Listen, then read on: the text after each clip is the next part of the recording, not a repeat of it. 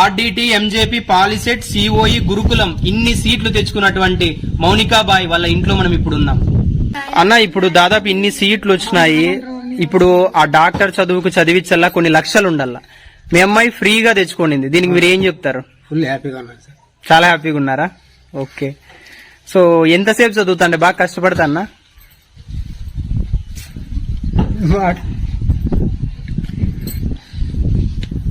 లేదులేనా, చెప్పండి, పర్లేదులేండి, ఏం కాదులేండి, చెప్పండి. అది నేను 4:30కి లేస్తాం సార్. అంత ముందే లేచి చదివేది. 4:30 కంటే ముందే లేచి చదివేది, మీకంటే ముందు చదువుతూ ఎవరు లేరు నాకు,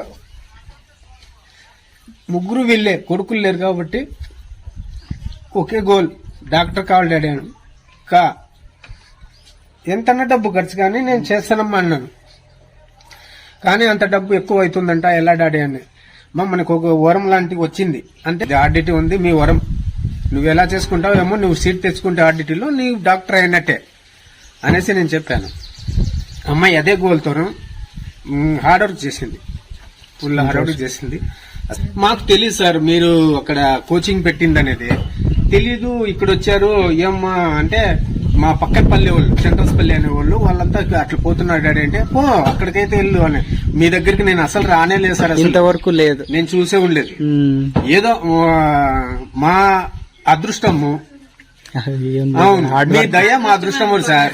అసలు మీతో నేను అడిగాను ఏమ్మా ఎలా ఉందంటే, డాడీ అక్కడికి వెళ్ళాను, కొంచెం మనం ఈ చదివిండేది వేరే, సార్ చెప్పడం వల్ల మనకి కొన్ని పేపర్ ఎట్లుంటుంది ఏముంటుంది మోడల్ అంతా చెప్పేశారు, అది తెలుసు సార్ డాడీ, సూపర్ గా చెప్పాడు అక్కడ. అని కొన్ని రోజులే సార్ వచ్చింది, చాలా తక్కువ వచ్చింది, ముందు నుంచి వచ్చింది ఇంకా వచ్చారు. నేనైతే సార్ నీకు ఫోన్ చేసి చెప్పాను సార్, ఏం సార్ నా కూతురికి సీట్ రాలేదు, ఇంకా నాకు ఇంకా గుర్తుంది, నాకు ఫోన్ నాకు రాలేదు, ఏం సార్ అని చెప్పాను.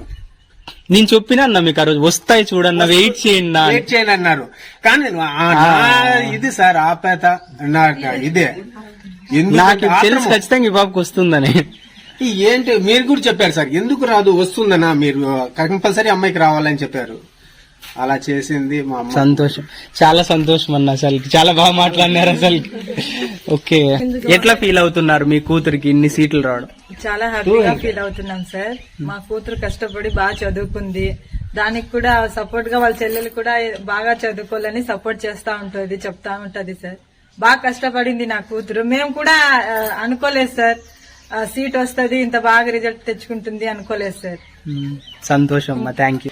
సో ఇన్ని సీట్లు వచ్చినాయి, మీరు ఎలా ఫీల్ అవుతున్నారు అమ్మాయికి?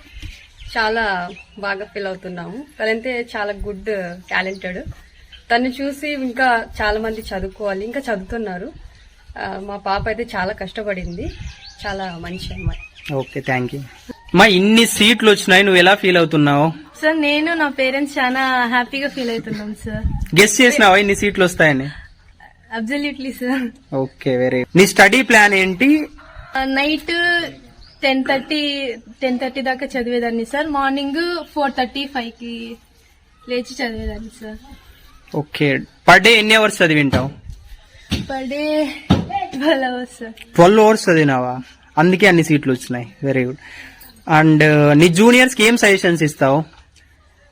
ఎక్కువ నైట్ అవుట్ చేయకోకుండా మార్నింగే లేచి చదివితే బెటర్ సార్.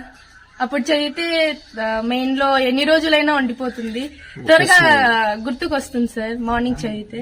ఓకే, నువ్వు ఏం కావాలనుకుంటున్నావు? I want to become doctor. ఇప్పుడు ఎక్కడ చదువుతున్నావు? ఏది సెలెక్ట్ చేసుకున్నావు అన్ని సీట్లలో? అన్ని సీట్లలో ఆర్డిటి సార్.